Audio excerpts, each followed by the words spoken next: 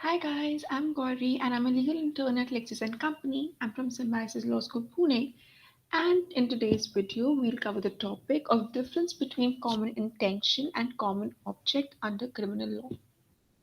So these both common intention as well as common object are there under section 34 and 149 of the Indian Penal Code.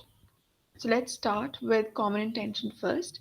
Common intention, it is covered under section 34 of the IPC, which states that when a criminal act is done by several persons in furtherance of the common intention of all, each of such persons is liable for that act in the same manner as it were done by him alone. Now, what are the essentials? What can be implied?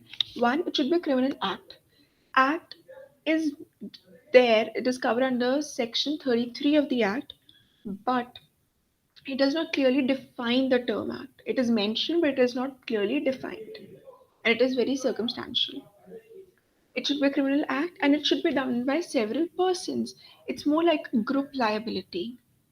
And there must be a common intention, what we'll be studying today, of all.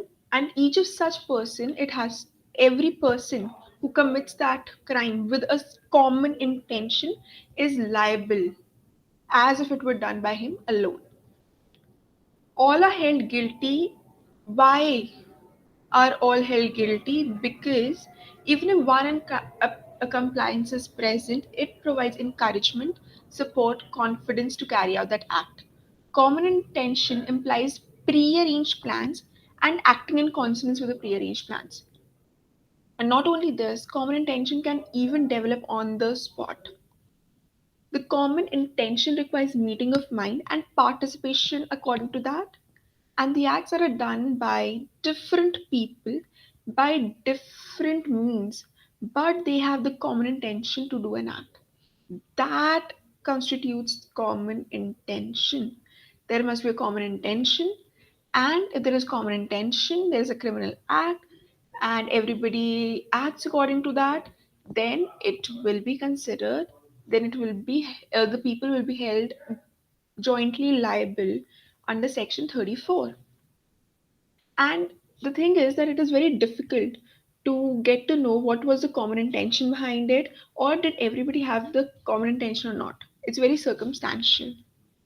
Also, just mere presence of a person on the spot of crime, it does not indicate common intention.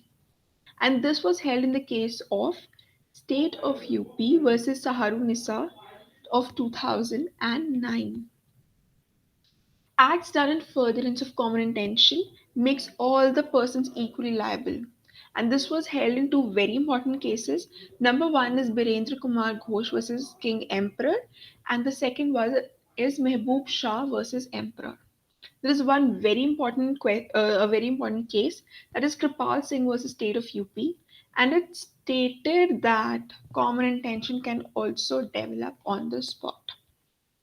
Now, next we have is common object, which is covered under section 149 of the IPC, which states every member of unlawful assembly guilty of offense committed in prosecution of common object.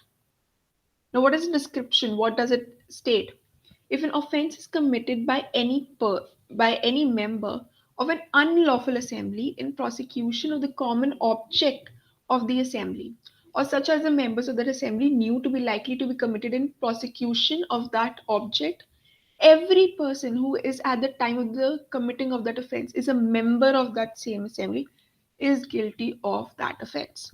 The person might not have an intention to be there, but he is there with the object. There was an object, so he will be held liable. Common object, it does not require prior meeting of minds before the act and is certain from the attending facts and circumstances. So just like intention, common intention, it is also circumstantial and is based on facts. It implies that the offense committed was immediately linked to the object of the assembly to which the accused were the members.